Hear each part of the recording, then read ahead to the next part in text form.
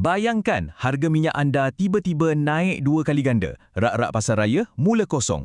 Bukan, ini bukan babak dari filem Hollywood. Ini adalah satu realiti yang sangat mungkin boleh berlaku jika perang tercetus dengan Iran.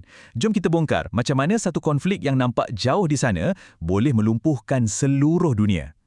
Ini bukan sekadar amaran biasa, tahu tak? Ia adalah gambaran tentang satu rantaian peristiwa yang menakutkan, yang bermula dengan hanya satu serangan dan boleh berakhir dengan krisis ekonomi global.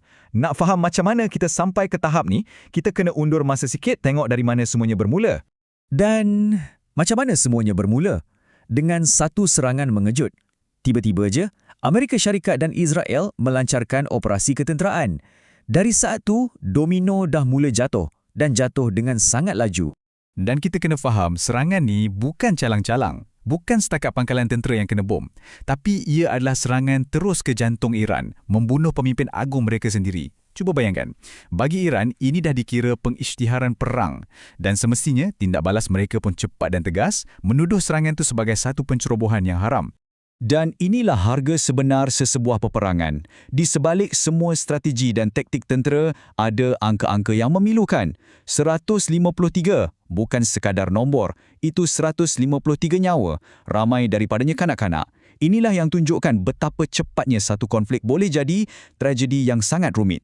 Tapi kan, kenapa Iran? Kenapa tindak balas mereka sampai macam tu sekali? Jawapannya bukan ada pada peta dunia hari ini. Tapi, ia tersembunyi dalam lipatan sejarah berdekad-dekad yang penuh dengan rasa curiga dan permusuhan. Okey, pertama sekali, kita kena faham dulu betapa besarnya Iran ni. Ia bukan negara kecil ya. Cuba anda bayangkan gabungan negara Perancis, Jerman dan Spanyol. Iran lagi besar itu. Dengan populasi 90 juta orang, saiz dan lokasinya yang strategik menjadikan Iran ni pemain utama yang tak boleh dipandang remeh. Nak abaikan Iran memang mustahil. Momen yang mengubah segala-galanya, tahun 1979, inilah tahunnya. Revolusi Iran berjaya gulingkan raja yang pro-barat dan menubuhkan sebuah republik Islam. Dalam sekelip mata je, sekutu kuat Amerika Syarikat bertukar jadi musuh ketat dan benih permusuhan yang ditanam masa tu nampaknya masih subur sampai ke hari ini. Jadi persoalannya, macam mana Iran nak pertahankan diri dari musuh-musuh yang besar ni? Salah satu strategi utama mereka ialah melalui apa yang dipanggil paksi penentangan.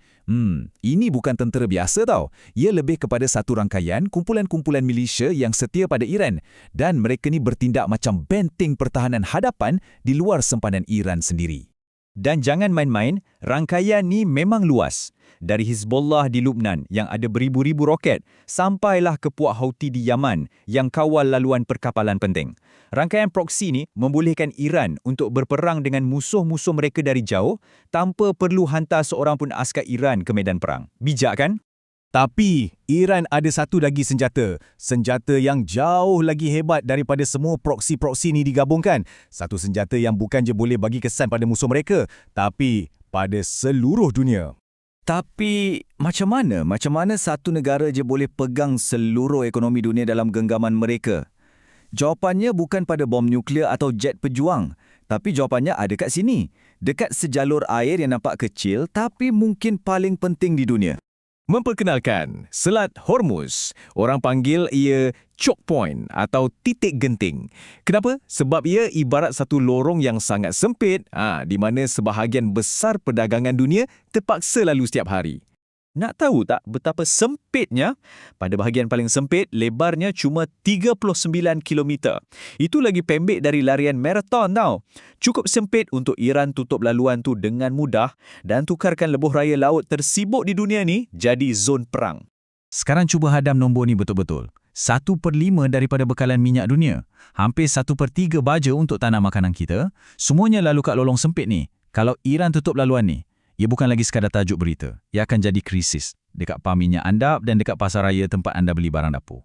Dan inilah yang terjadi bila kad teruk itu dimainkan. Tindak balas Iran pada serangan awal tadi bukan sekadar tembak-menembak. Tak, mereka sasar terus ke jantung ekonomi global dan kesannya mula dirasai oleh semua orang di seluruh dunia.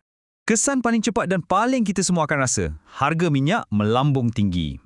Dan kita semua tahu kan, bila minyak mahal, semua benda jadi mahal. Kos penghantaran makanan, kos pembuatan barang, semuanya naik. Tiba-tiba je, poket kita semua rasa makin kempis. Kalau hari biasa, Selat Hormuz ni macam highway yang tak pernah tidur. Sibuk 24 jam. Dengan kapal tanki, kapal kargo, bawa semua-semua penting yang kita perlukan ke serata dunia. Tapi lepas gangguan tu, lebuh raya tu jadi sunyi sepi. Syarikat perkapalan dah tak berani nak lalu. Takut kapal kena serang atau terperangkap. Bayangkan, urat nadi ekonomi global tiba-tiba tersumbat. Rantaian bekalan dunia terus terjejas. Dan strategi serangan balas Iran ni memang licik. Mereka bukan serang kapal perang je, mereka serang ekonomi, hotel-hotel mewah, pusat beli belah, lapangan terbang. Apa sasaran sebenar mereka? Keyakinan pelabur. Mesej yang mereka nak sampaikan pada sekutu-sekutu IS tu jelas. Perang ini akan buat kamu semua rugi besar. Dan macam yang dijangka, api ni tak duduk setempat. Ia merebak. Pertempuran meletus di Lubnan antara Israel dengan Hizbullah. Sampai ke tengah lautan Hindi pun boleh jadi medan perang bila kapal selam AS tenggelamkan kapal perang Iran. Peperangan ni makin lama makin besar. Jadi, apa kesudahannya? Walaupun tembakan mungkin akan berhenti satu hari nanti, parut yang ditinggalkan oleh perang ni akan kekal lama. Ia akan membentuk satu realiti baru yang jauh lebih tegang dan berbahaya. Macam yang seorang penganalisis cakap, menamatkan pertempuran tak semestinya menamatkan masalah. Rasa tak percaya, rasa curiga, semua tu akan terus ada. Membuatkan apa-apa usaha untuk stabilkan keadaan di masa depan jadi sangat-sangat rapuh. Jadi kesimpulannya, dunia akan jadi satu tempat yang lebih berpecah belah, lebih bahaya. Nak bina balik jambatan kepercayaan yang dah musnah terbakar tu, mungkin ambil masa bertahun-tahun, kalau bukan berdekad-dekad. Dan semua ini membawa kita kepada satu soalan yang agak menakutkan. Dalam dunia kita yang serba terhubung ni, di mana minyak dari satu benua menggerakkan kereta anda dan baja dari benua lain menanam makanan di pinggan anda, adakah istilah perang serantau tu masih wujud lagi? Ataupun sebenarnya kita semua kini hanya selangkah sahaja dari konflik global yang seterusnya?